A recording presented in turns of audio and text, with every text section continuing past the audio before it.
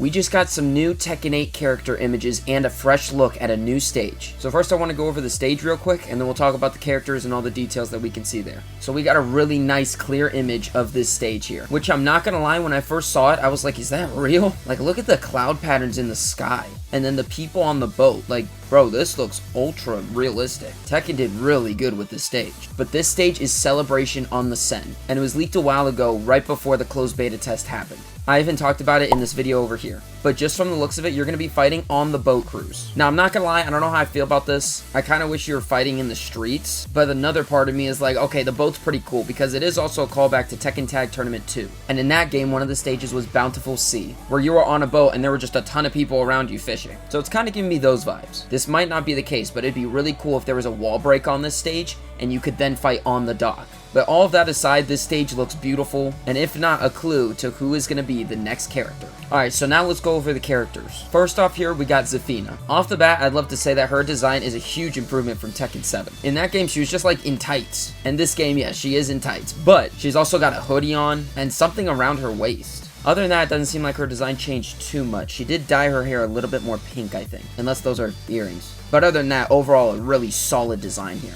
In these images here, we can see her fighting Kazuya in the New York stage. And in this one in the Coliseum, we get a really good look at her design close up. It is actually her hair. It's not earrings. There we go. But overall, she's a good looking character. And sadly, with the trailer, we didn't get to see much of her except for her rage art, which did look really cool. But I'm excited to see what her trailer is going to hold when it releases. Next up, we got Alyssa. And one thing that screams out to me right off the bat is her wings. And they kind of did this in Tekken 7. The flames coming out of her jet boosters look like angel wings, which is really cool. Or I guess it could be like bird feathers, whichever one you see first. But she's got a lot of changes going on here. Her hair is noticeably longer, I think a slightly different color as well, and she's running with pink and cyan as her main colors. Honestly, it's a good look, and she's definitely one of the more brighter looking characters, color-wise at least. And look at that, she's got some serious detail going on there. Honestly, in my opinion, glow up. And here we can see her fighting Ling Xiaoyu and then Jack 8, which I find it interesting that these pictures have her fighting these characters, because in my character leak intro video, it said that she would have special intro animations with both of these characters. So I guess we'll have to wait and see. Next up is Lee, and I've already talked about how good this man looks, but here we get a full look at the battle suit. And honestly, I think it looks great. Some people might not like it, but we all know that he's going to get his Tekken 7 and Tekken 6 looks back in the game. But I think the battle suit is a nice change. And of course, here he is in his mansion, beating the crud out of Nina, which I really do think is a callback to Tekken Bloodline. Either way, this just looks really good.